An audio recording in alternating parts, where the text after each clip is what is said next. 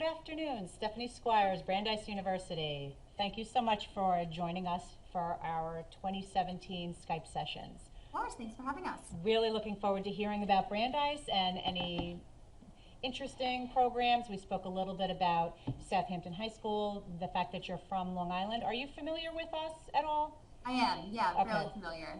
Because we're a small district, a small school, but we are very diverse. So we're not people's idea of the Hamptons. We're actually almost 40% free and reduced lunch, and 40% not the same 40% Hispanic.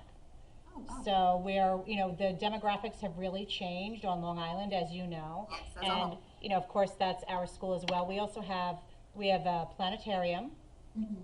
We have a fully functioning wet lab where we Wow. are actually raising all kinds of sea life and plant life. Our students have actually gone out on the East End and tagged sharks and done some research in marine life. Of course, East End is a great place to do that. Yes, that it is. And we also have a dual language program. Our high school, actually all three buildings in our district have been awarded credentials for an International Spanish Academy.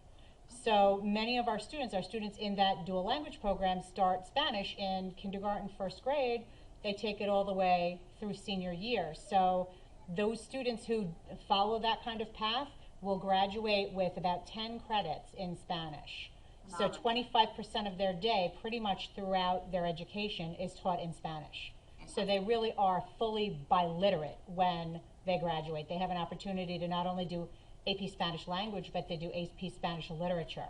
Yes, So yes, there's great like a one. community service component. It's really it's interesting. So I always think it's important to share a little bit of that, because even living on Long Island, there was a lot that I didn't know about Southampton before I came here. So tell us about Brandeis.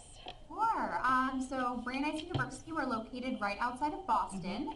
We're about 9 miles from the city, so we are not in Boston. We are just outside, and what's really wonderful is that when you're on campus, you know that people are there for a reason. Right. They're here, they're going to school, and we're in such a wonderful city, the city of Waltham, which is very well known for one particular road called Moody Street, which is where every type of cuisine you could possibly imagine you will find, including a very popular brunch location among our students called In a Pickle, where anything they can coat in candy, in cereal, they will. Oh my And goodness.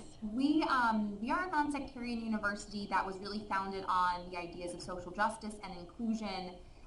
And something that we really pride ourselves on is our students' ability to use their accomplishments for the betterment of society. Students who come to Brandeis aren't students that are wanting to start to make change. They've already started to make change, Right, whether okay. that's in their local community, in their high school, if they've gone abroad, if they've done exchange programs, they're already really looking to make a significant difference, and they have backgrounds that come from everywhere that you could possibly imagine.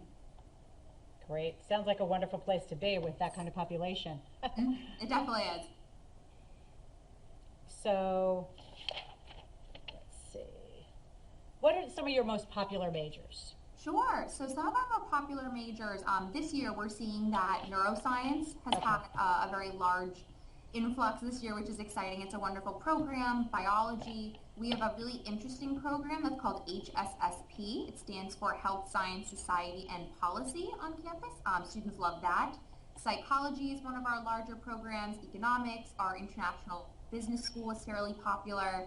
And then we have an unbelievable amount of languages that are taught at Brandeis, especially being Southampton students are interested in languages. We have everything from ancient Greek to Arabic, Italian, Japanese, Korean, Hebrew, Spanish, Yiddish, so just about anything you can imagine. But we do have a lot of students that major in the sciences, but we also have some really fantastic humanities and social science programs as well. Great. So your classes, I know that your undergrad is still just under 4,000, is that right? Yes, Okay. 3,600. Okay. So your class sizes are? Just about between 20 and 25 is the average class size, and especially once you get into your major and you become an upperclassman, junior, senior year, they tend to decrease pretty dramatically. I run our tour guide program here on campus, and I have a student that is in a class of 4, which is very exciting for her. She loves it. But once you're a first year and you're taking some of those intro level courses, biology 100, psychology 100, an introductory economics course, you could have 150 to 200 students in your class, which might sound daunting coming from a smaller school, but what's really wonderful are our professors are just, I don't even know like the right words to describe them. They're so unbelievably engaged. I had a student this year that came into my office and said on the first day of spring semester, his professor had memorized all of the students' names based on their ID pictures. So when they walked into the lecture hall, he already knew everyone's names. So that's nice.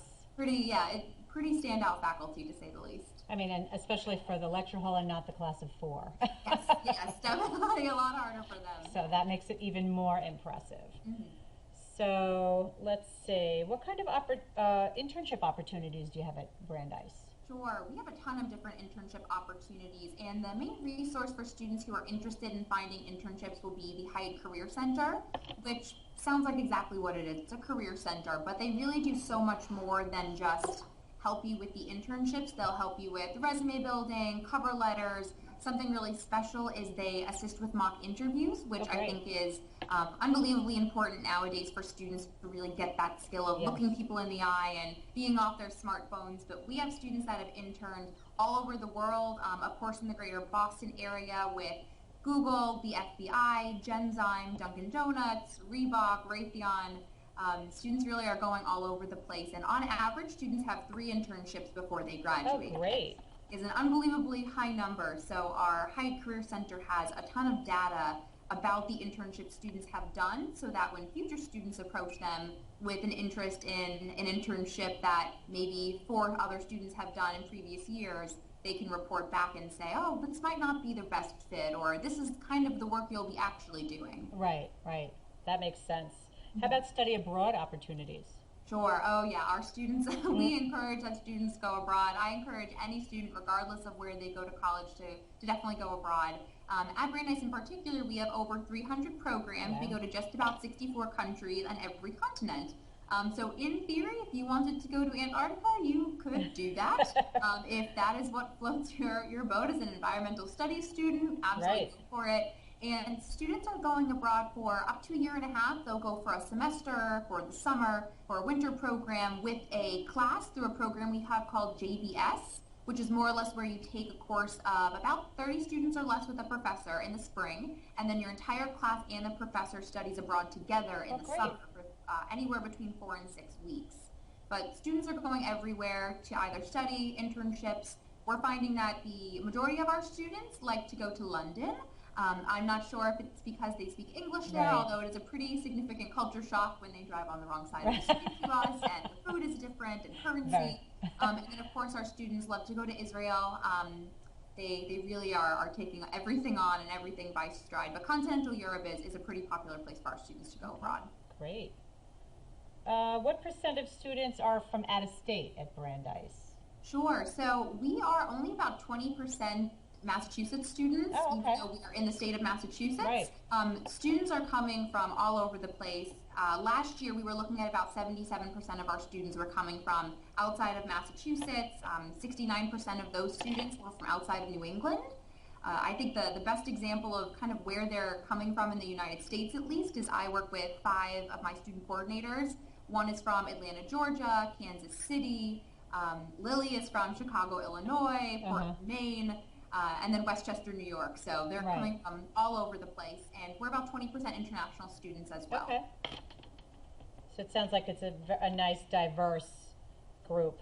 Yeah, it definitely is. And the university as a whole really tries to celebrate that diversity. And again, it all comes down to that founding principle of inclusion and access, and how Brandeis was founded, and kind of the history of our school and what we're looking to do.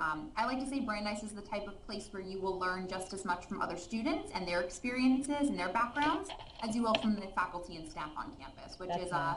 It's a really special type of blend, I would say. So quite a hefty tuition.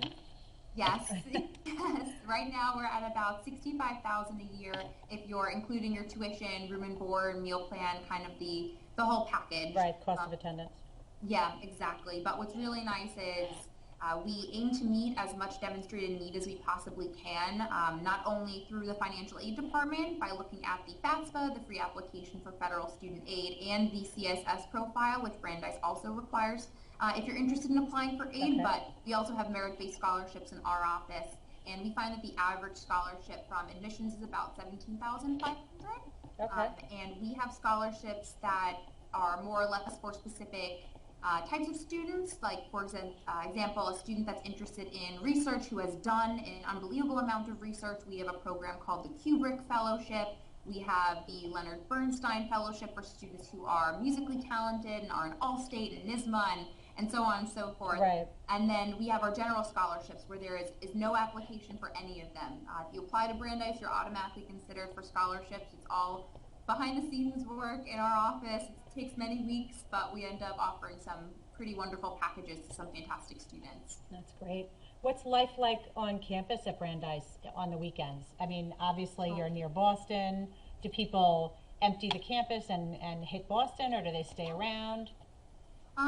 Vibrant is vibrant Okay. is a very good word. I think it's interesting. The more I talk to students and the more I spend time with them, I realize that I think the initial impression is, oh, it's the perfect campus because it's close to Boston, but it's not in the city. It has Right. the green and the grass. And then students really don't go to Boston as often as I think they expect just because there's so much here. We have over 280 clubs. They range from the Disney Club, the Cheese Club, a Cupcake Club where they make cookies once a month on campus and celebrate cupcakes. Right. Argentine Tango Society, countless a cappella groups. It's rumored that we have the largest number of a cappella groups of any college in the United States. We have over 14 of them, including an all-inclusive a cappella group called No Singer Left Behind, which is a nice little Brandeis pun. But students definitely do take advantage of Boston, whether it's for internships or job opportunities or just for the arts and culture. There are some really phenomenal museums in the greater Boston area. And of course, sports. For all the New York students, I think when they come to Boston for college, they don't quite realize what that means to Massachusetts students. But Right. sports are a big thing in Boston from a New Yorker myself. They are. Our students will experience a Red Sox game, and we always have reduced prices and tickets for that, and get to sing Sweet Caroline and sway with the entire arena. The Bruins games, Adele was in concert fairly recently up in the Boston area. The vast majority of students traveled out to Boston for that, and we do have transportation as well that is completely free for students. We Okay. have a bus that runs Thursday through Sunday until 3 a.m. So if students wanted to go to Boston on the weekend, do whatever they'd like to do, see a show, attend a festival, what have you, they can do that. And then we have the commuter rail during the week, which is just about a 5-minute walk off campus. Okay, great. Now let's talk a little bit about academics. I mean, obviously it sounds like a really very inclusive environment and very service oriented and altruistic and really looking to develop those qualities that already exist in your students that you're seeking, and and so people are contributing to your campus. What's it take to get into Brandeis? Sure. So the first thing that we're looking at during the application review is we're looking at a student's grades. Okay. And I think it's important to kind of differentiate a GPA from a student's grades. Yes. GPAs they're different based on every school you look at, even within a large or small school group. Absolutely. GPAs mean a lot of different things. There's weighted, unweighted, it gets very confusing. So at Brandeis, when we're doing the application review, we are looking at basically the number or the grade you received in a class and what the rigor looks like based on the context of the high school. Okay. So I will never compare a student from Southampton High School to a student who goes to a school in Massachusetts where there's very different curriculum offered. Right. I like to say we like to see A's as a nice way to think of it, B pluses through A's while taking an academic rigorous course load. Whether that means AP, honors courses, IB classes, dual enrollment, just showing that you're challenging yourself is really what we're looking for in that academic review. And then we also are a test optional school, which is something I'm very, very proud of. I'm proud to work at a school that is test optional, that knows that not all students have access to testing preparation, not all students are strong test takers. So we actually have 3 different testing options that we offer to students, and they have to select one of the 3. The first testing option is students can send us the traditional SAT or ACT score. Okay. Doesn't matter which one, more or less, whichever I guess they did better on because they don't like either exam. The second testing option, our students can send us in 3 secondary exam scores. And this can range from SAT to subject tests, the shorter exams that rather than taking a 4-hour test, it's 2 and it's more focused. AP exams will also count, and IB predicted scores. Okay. We just ask that out of those 3 exams, one of them is in the English history realm, one is in the science or math realm, and the third can be of your choosing. So if you're a student who has maybe taken AP music theory and received a 5 on that exam, first off, great job, right. good for you, and you can send us in that score. Okay. And then the third testing option is really fantastic for students who are just not the best test takers, but they have a fantastic transcript. And for those students, they will send us in a graded analytical paper. So to break that down, graded means that it has a grade and teacher comments on it. An analytical paper more or less is reflecting something that has a strong thesis. You've critically analyzed the material, you have a reference page, you've cited different texts and different works. And I like to say that this analytical paper is typically something that's completed in 11th or 12th grade, an upper level course in high school. And we're finding that it's normally an English paper, history, maybe a government paper, psychology. It's not a lab assignment. It's really something where you analyze the text. And what's really beautiful about Brandeis is there's no difference in acceptance rate with any of those testing options. And there's also no difference in the opportunity to receive a scholarship. Oh, that's great. Which is really phenomenal. So again, just branching back to the access that we try to highlight as much as we can throughout not only campus but through the application process as well. That's great. And then holistically, I tell students, please send us absolutely everything you possibly can, whether it's awards you've won, YouTube videos, a video of you singing. We'll watch absolutely everything. Stay involved, be involved, and tell us everything from, I like to say 9th grade through 12th. Right. Proud of your 3rd grade reflections contest where you received bronze, but try to keep it through high school. And don't hesitate to get in touch with us as well if any questions come up, if you're unsure about what you can send, we're more than happy to help. And I am the direct contact for Long Island, so I'm really the main resource for the students. Okay, that's great. So it's just interesting, just in a general kind of sense, one of the things that you said is that you certainly will compare students in the context, in their own setting. So the rigor of the course is based on what's available at our school. So we've had some discussions about limiting students' access to APs, because we have students who take 5 or 6 AP courses, and it's really causing undue stress and the competition. If one's taking it, then they all need to be taking it. And so if we were to limit to say students can take no more than 3 AP AP classes. Sure. Or if we did away with like an honors level in 10th grade or in either humanities or science, and we don't offer that, would that hurt our students' possibilities to get into Brandeis? Sure. No, it wouldn't hurt the students, more or less because we, as territory managers for our areas, we look really closely at the school report. Right. And typically on the common application, the school report will say the number of AP honors courses that are offered and if there is a limit. Right. And if we see there's a limit, we're looking for students that have taken close to that limit, or at least a couple that they're able to, and that they're not just taking none of those courses. So it definitely won't hurt a student. I think especially nowadays, a lot of students are pushing themselves and stretching themselves a little bit far by taking 8, 9 AP courses, and then they're doing poorly in the class, which although it's a higher level course, getting a poor grade doesn't help you. Right. So definitely limiting a student on those courses won't hurt them, as long as the school makes us aware on the school report. So it won't hurt a student at all. Absolutely. That's what I thought. It's just nice to hear from Good to be sure. from someone like Brandeis about that. So anything else you want to tell us about Brandeis? What would you say is the best kept secret? Oh my gosh, best kept secret. I think it sounds corny. Every time I talk to people about Brandeis, I get very excited. I think our community, it's just something that's so special here.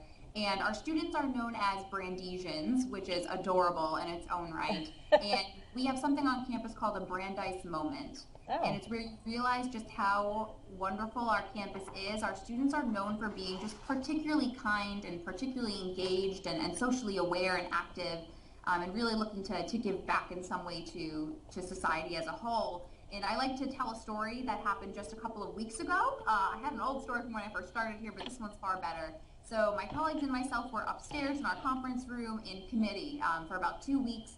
We would start at 9 in the morning. We would go until 8, 9 at night some evenings through the weekend. And we sat and were going through students. And one of my colleagues, who's a Brandeis alum, received a message from one of his old students who is still on campus saying, "Hi, I live in the residence hall that is directly facing your conference room. And my suite mates and I have seen that you all have been in committee for hours on end every day. You don't leave the room.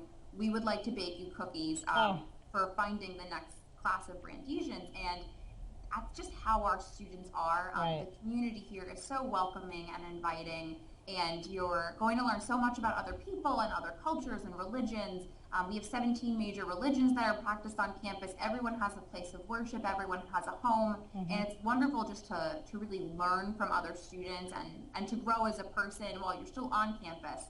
And then when you tie your internships and study abroad, it tends to just balloon out from there. But it sounds very corny, but until you experience it and you step onto campus, our community is just, they're an unbelievable group of people. That's great. No wonder you feel at home. Yes, I do. I very much do.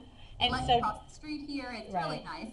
and so just for the people that will view this, that you are the person, as you said, you would be the major contact for students in this area, and you would actually be the person who would go to committee and be reading the applications from our students? Yes. Okay. So I would be doing the first read on the students, and then I would be bringing those students to committee, and we have plenty of other eyes that take a look on all the applications after me, but I would be that first initial contact for them and the first initial reader. Okay, great. I don't know, I think you've done a great job covering everything. Okay, good. Wonderful. So Well, I it's a great place. appreciate I it. can't say enough good things. Oh, good. Well, I really appreciate your willingness to try this out, this kind of new course. age way to connect with schools. And, you know, I will record this. I mean, it's being recorded, and we'll publish it on our YouTube channel. And you'll be able to see it then, and our parents and students will be able to access it. So thank you so much, Well, thank Stephanie you. Squires. Yeah, I'm so happy to be here. Thank you so much. Thanks. Have a great day. You too. Bye. Okay, bye-bye.